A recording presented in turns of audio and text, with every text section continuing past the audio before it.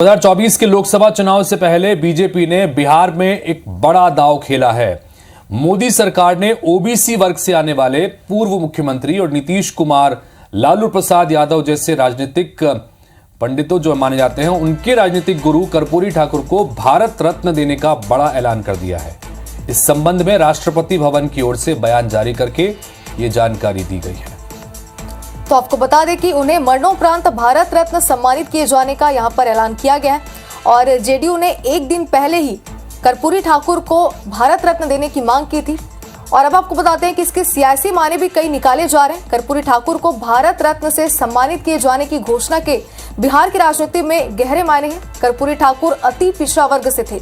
बिहार में इस वर्ग की आबादी 36% है, जो पिछड़ा वर्ग के 27% से भी ज्यादा है। और इसी के तहत दूसरे एक जो महत्वपूर्ण इस फैसले के पीछे जो मायने निकाले जा रहे हैं कि बिहार के पहले गैर कांग्रेसी मुख्यमंत्री थे कर्पूरी ठाकुर, जो कुल मिलाकर सिर्फ 2.5 साल ही मुख्यमंत्री रहे, लेकिन इतने कम दरमियान में भी उन्होंने कई सारे काम ऐसे किए कि अपने कामों की वजह से अमिट छाप उन्होंने छोड़ दी। जननायक उन्हें कहा जाता था।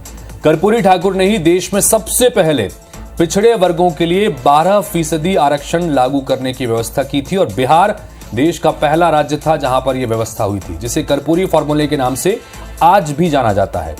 इस 12% में से 8% अति पिछड़ों के लिए आरक्षित था, जबकि 4% पिछड़े वर्गों के लिए आरक्षित किया गया था। इसी कड़ी में एक और जो महत्वपूर्ण फैसला वो था सरकारी नौकरी में आरक्षण की व्यवस्था उन्होंने 1977 में की थी कर्पूरी ठाकुर ने। ईमानदारी, सादगी और सबसे पिछड़े तबकों की तरक्की के लिए संघर्ष ने उन्हें जननायक बनाया। बिहार की जनता आज भी कर्पूरी ठाकुर की इस छवि की कायल है। 2 बार मुख्यमंत्री रहे, 1 बार डिप्टी सीएम रहे और उसके बावजूद उनके पास में रहने के लिए घर तक नहीं था। लोग शुभांगी उस वक्त चौंक गए थे जब इनका निधन हुआ था 64 साल की उम्र में, कि जब इनके घर पर लोग अंतिम संस्कार के लिए पहुंचे तो इनकी जो घर की माली स्थिति थी उसे देखकर लोग हैरान रह गए कि एक व्यक्ति जो राजनीति के इतने शिखर पर है, 2 बार मुख्यमंत्री रहे, 1 बार डिप्टी सीएम रहे, उसके बावजूद उनके घर की स्थिति ऐसी थी। ईमानदारी की पराकाष्ठा उन्होंने अपने पूरे जीवन भर में निभाई और लगातार खासतौर पर इस सामाजिक तबके के लिए काम करते रहे। और यही वजह है कि आज उनकी 100वीं जयंती है, शताब्दी वर्ष है उनकी जन्म का।